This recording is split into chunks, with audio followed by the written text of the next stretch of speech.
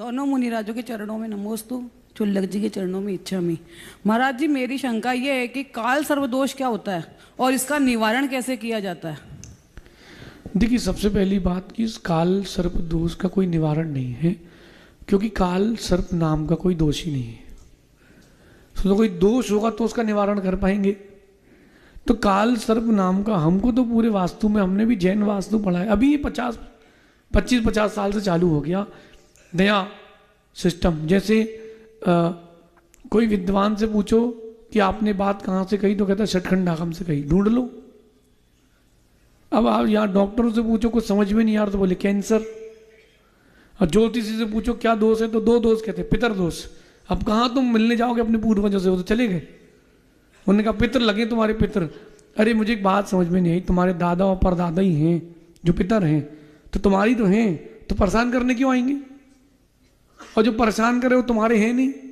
और दूसरा ऑप्शन मिल जाता है ज्योतिषियों, काल सर्प योग।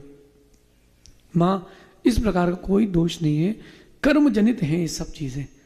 अगर फिर भी किसी के मन में कीड़ा बैठ गया कि हमको काल सर्प ही है, आप चाहे शांति विधान करें, चाहे भक्तामर विधान करें, नमोकार विधान करें, पंचपरमेष्टि विधान करें, कोई भी विधान करें, 64 रिद्धि विधान करें, किसी भी विधान को करेंगे आपको वही शांति मिलेगी जो काल सर्प योग के निवारण के लिए मिलती है। फिर भी और सेटिस्फेक्शन चाहिए हो, कल्याण मंदिर स्तोत्र का पाठ कर लें तो आपको सेटिस्फेक्शन मिल जाएगा। लेकिन इस प्रकार का कोई भी दोष आगम में वर्णित नहीं है, ऐसा समझिए। कल्याण कारक ग्रंथ है, उसमें बहुत सारे रोगों का और बहुत सारी दवाओं का वर्णन दिया है। इस प्रकार का कोई भी कर्म जनित या ऐसा कोई भी रोग नहीं है। जो ये ऐसा कहते हैं, मैं चाहता हूँ कि एक बार कहीं आगमिक प्रमाण दें, चाहे वैदिक दर्शन से हो, चाहे हिंदू दर्शन से हो या जैन दर्शन से हो। मुझे तो नहीं मिला। एक ने मुझसे कहा कि आपको क्या बोलते हैं, शनि आपकी 7.5 चल रही है। एक ने मेरे से कहा तो उसमें क्या होता है, बोले कुछ नहीं बचता। मैंने कहा बहुत बढ़िया। बोले मोर पंख रखना चाहिए। मैंने कहा हम तो पूरी बिच्ची लेके चलते हैं। तो इन सब चीज़ों से कुछ नहीं होता।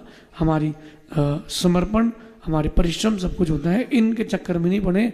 एक ज्योतिषी के चक्कर में पड़ोगे तो पूरे घर का वास्तु 50 बार बदल जाएगा, ऐसा समझिए। अगली